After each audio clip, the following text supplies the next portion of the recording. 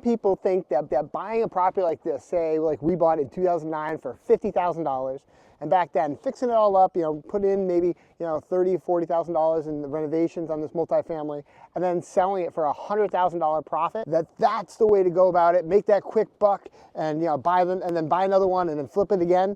Well, I'm telling you, that is the poor man's mentality to real estate, and that's not what we're going to do here. That's not what we're doing.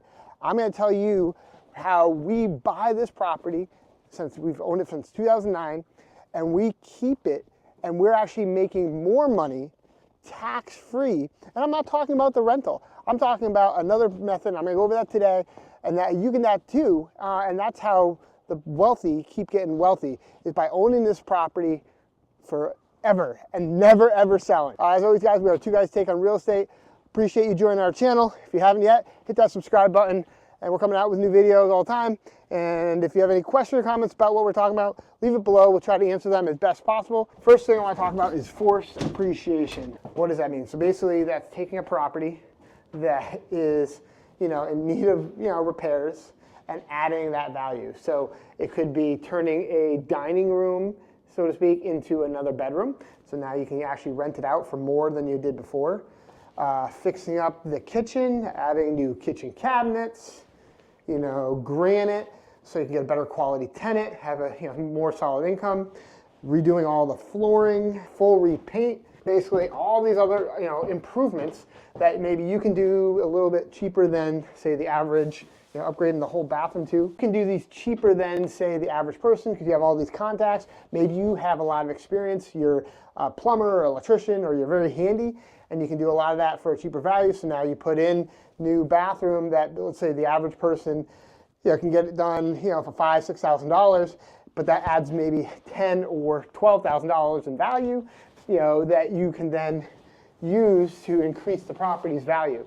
So that forced appreciation is one of the key things that allows you to then increase your wealth. You are actually building value. Each time you renovate that property, improve that property, you get higher rents, which also the higher the rent that you collect from a rental perspective, that increases the actual return and the value of that property. Because there's multiple ways that appraisal can happen. It can be based on comps. So if you're looking at other properties in the market that have sold, you're going to also be comped on a comparable, which would be similar renovated property. So if you fully renovate it, it will go to the higher comps. Or it can also go, since it's a rental property, the income approach, and then it can base it on the rents that you're getting. And if you do fix it up the most and get good market rate tenants, and you get that rental, you'll be able to have a higher, lower cap rate, but a higher valuation there on the business income side. One thing that kind of was the old me back maybe 20 years ago, when we were kind of getting in on this game, Kevin and I, is I would say, oh great, we just fixed it up, we just got the appraisal back, it's worth $200,000 more than we are into the property for. Let's sell it and cash out on that big capital. Let's just that roll, kind of roll that snowball and just keep growing that big nest egg. But, then what happens is the IRS says, okay, well, you've owned the property for less than a year, let's just say. Now you're, getting short-term capital gains. So you're paying a big, huge chunk to the IRS. Or even if you held it for longer than that, over a year, now you're paying long-term cap gains. And then in states like Massachusetts, you also have that capital gain as well.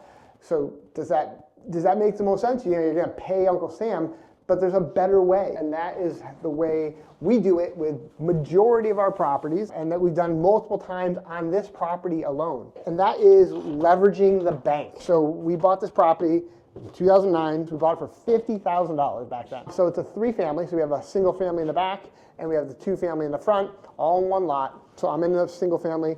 We just actually had a tenant move out, and so we're adding value again because this person lived here for over 12 years. It's been a long time since they've been here, so we're obviously doing a full renovation so that we can get market rents, because market rents has changed drastically.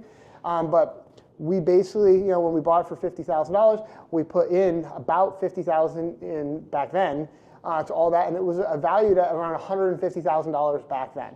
So what did we do then? Well, we went to a bank. Instead of selling it, which we could have and made a nice profit still, about $50,000, maybe a little bit more if we got an owner-occupant. But back then we decided to go to a bank, and we were able to talk to them about doing a commercial loan, a DSCR, or debt service coverage ratio loan, where they were willing to do us an 80% LTV. So that means they would give us 80% of the appraised value. So let's just say it was $150,000, and then 80% of that they would give us back. So we were able to get that back. So we got all of our money that we had tied into the property, plus a little extra. And the thing is, we didn't pay any capital gains on that. So we got our money back. That because it's a loan, the IRS says that there's not a taxable event. So that is the benefit of that. We were able to keep, we did that. So we did that one time back, it was back in 2009. So after we bought it, renovated it, we did a refinance, cash out refinance with a DSCR loan back then. And then, over time, paying down the principal, getting appreciation, all that kind of stuff.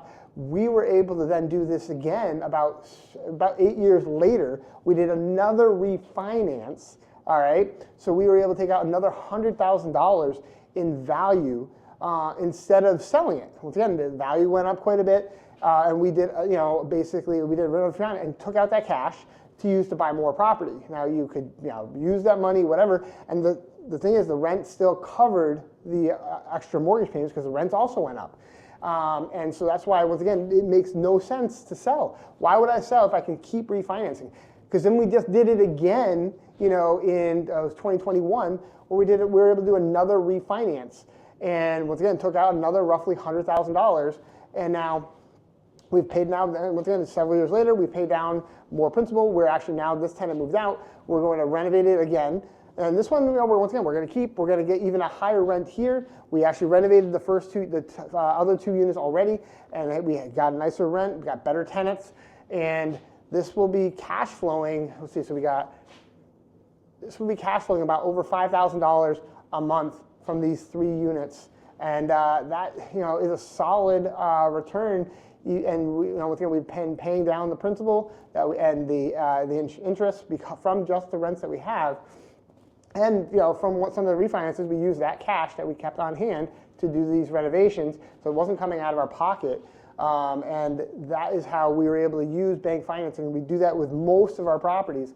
And I'll give you a couple caveats where we've made some other decisions, but we keep most of our properties and just keep refinancing them and keep re-renting them. We get all that benefit of tax-free from the refinance, the cash out refinances, versus selling and then having a big capital gain. So the other beautiful benefit of this, one thing they call this the buy, borrow, and die method, which I know sounds kind of morbid, but if I just keep refinancing it and then I eventually, which I will pass away, I have 2 beautiful sons who will then inherit it, and it resets the basis by, if I structure it all appropriately, up there's a light, and they're going to be able to take on all this at a new basis and not actually have a massive capital gain once I pass away and hand them off to them.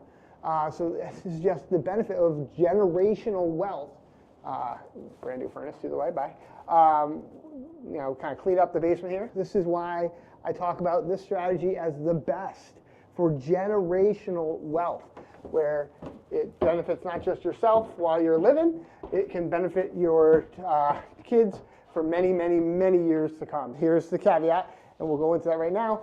If the other strategy is where we do sell from time to time, it makes sense to sell if there's something you can basically 1031 or transfer that capital into. Is there something where we can get a higher return on our equity trapped in the building? Because there will be some equity trapped in, and can we find something where we can actually move that money into, and so sell this and then 1031 the exchange, which is another non-taxable event because you're moving into another property.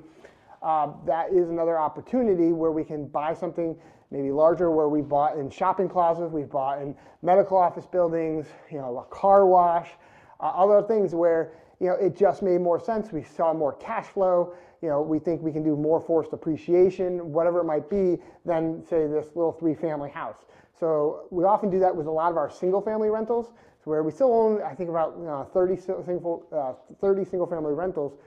So, there is, some that we might still transit into that. We keep them most time, but there are some situations, like I talked about, if we find such a great deal that we want to 1031 into, where it just makes sense and we can get a higher return on our trapped equity. The other thing to really understand, which is a huge value that, as far as the appreciation, that I don't think everyone understands, and if you don't, you need to understand the rule of 72. And what does that mean? So the rule of 72 says you take 72, divide that by the average annual return. So in real estate, typically we're seeing about 6%, or 4 to 6% per year appreciation. It will then tell you how many years it takes to double the value. So I buy $1 million property, and even if I'm leveraging or I'm using let's just say a loan on that, and so I have, let's just say $800,000 loan. I had to put $100,000 down. If I actually see a 6% return per year in that area, in about 12 years, the value, and not just my $200,000 doubled, the value of the property has now doubled. So basically, I'm now looking at a property that's valued roughly at $2 million, and yet I still only put $200,000 in. I'll have also paid down the principal based on a lot of the tenants or the rentals coming in, the rent coming in, and so that is just another really solid value that buying and holding and never selling real estate really makes. So stop trying to flip your way to wealth. Buy, hold, refinance, and then pass away, because that is the way to true generational wealth. If you have any questions about this stuff, please leave a comment below. Hope to see you guys on the next video too. Thanks a lot. Have a great day.